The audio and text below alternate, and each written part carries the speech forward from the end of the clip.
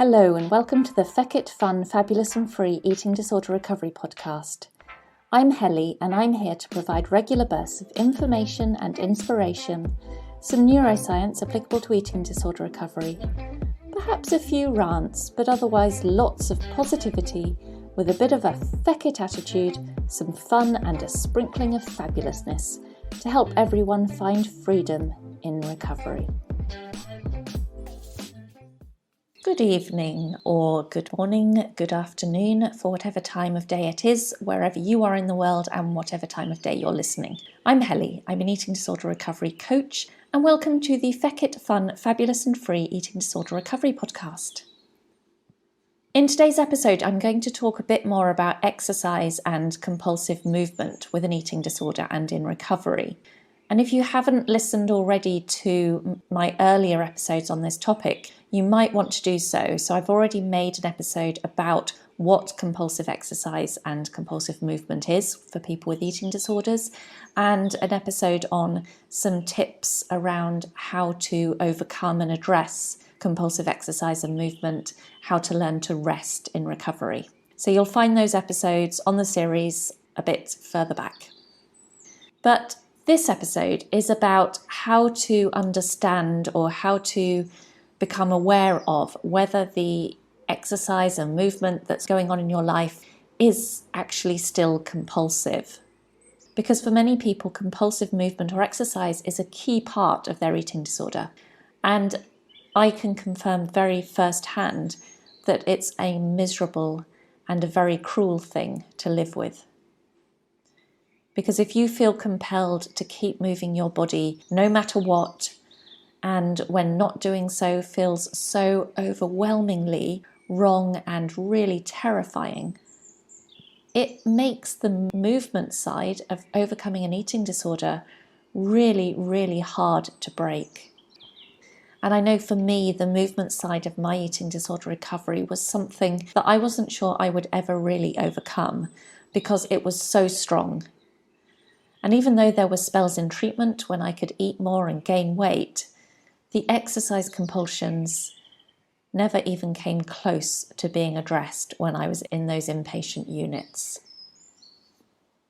But happily, I can report that even a very incredibly strong movement or exercise compulsion can be beaten down, but it does take perseverance, eating a lot of food, and sitting or sobbing through some very terrifying moments of, in my case, true panic. I actually had my first ever panic attack when I was trying to overcome the compulsive movement in recovery, but also complete brain fog, despair, and those really strong feelings of guilt and grief. But if you can sit through all that, if you can keep going with breaking your exercise and movement compulsions, despite all those really unpleasant experiences that it might entail, you can come out the other side. Because as you do get through those really difficult moments and resist the urge to go for that walk or run or just go upstairs again just for the sake of it, the urges will start to subside as your brain learns that it doesn't need to keep moving to find food or seek safety, as you have food and you have safety right where you are.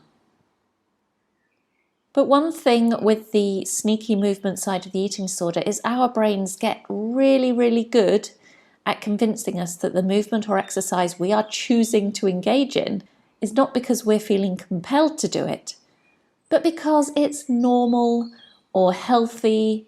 And we're not going for that walk because of the eating disorder, but we're going for that walk because we want to, and we need fresh air, and we feel better when we do it. And you're going to get all these thoughts. You're going to get your brain absolutely 110% convincing you that the movement you're engaging in is nothing to do with the eating disorder. It will be so convincing of that.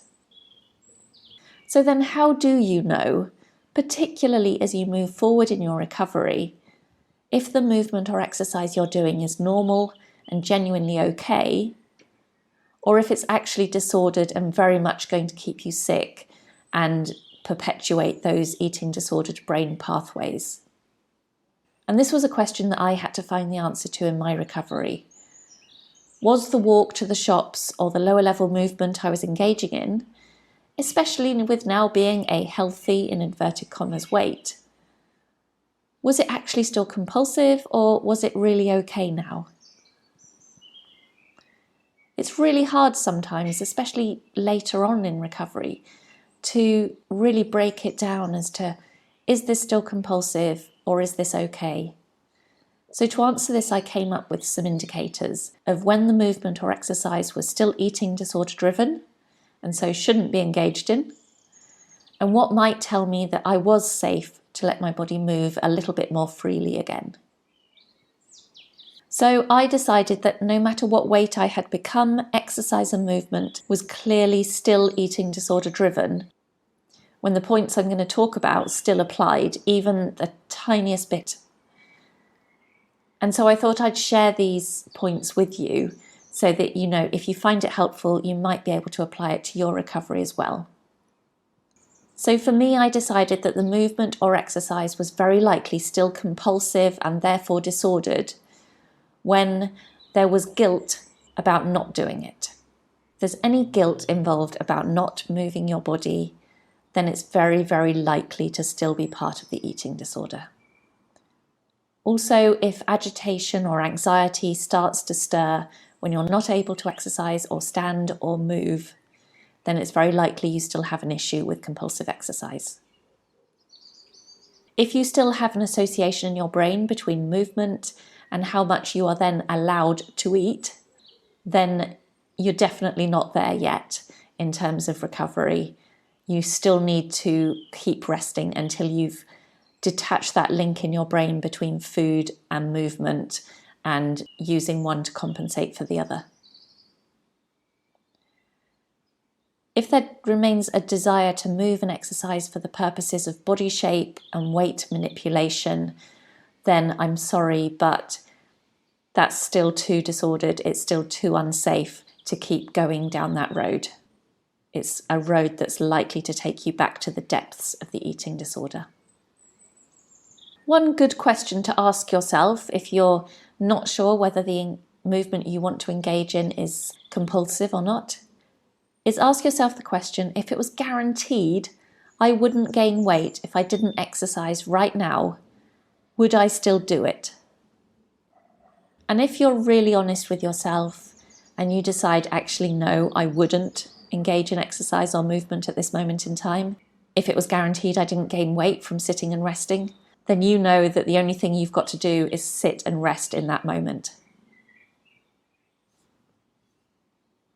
If your ongoing compulsion to exercise or move interferes with your ability to socialise or have normal relationships or partake in other activities or have a job or pursuits or travel that involves being sedentary, then you definitely still have compulsive exercise issues that need to be addressed, and it's not safe to start engaging in any form of movement or exercise yet.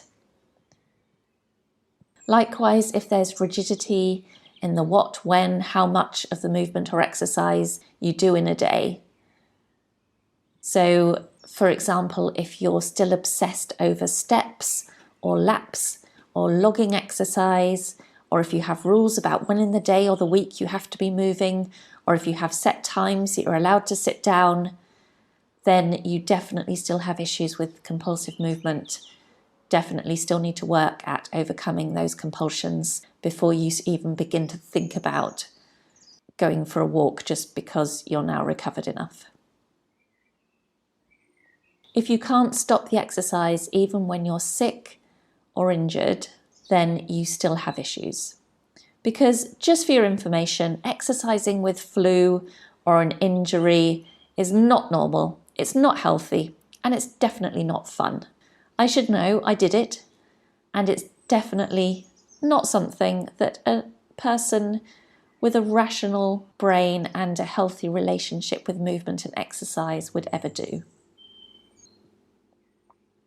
If people are commenting on how much exercise you do, and oh, aren't you good for going out for those walks and moving and going running, and that praise or those comments also give you a sense of pleasure and feelings of martyrdom about it, then you're very likely still doing far too much exercise.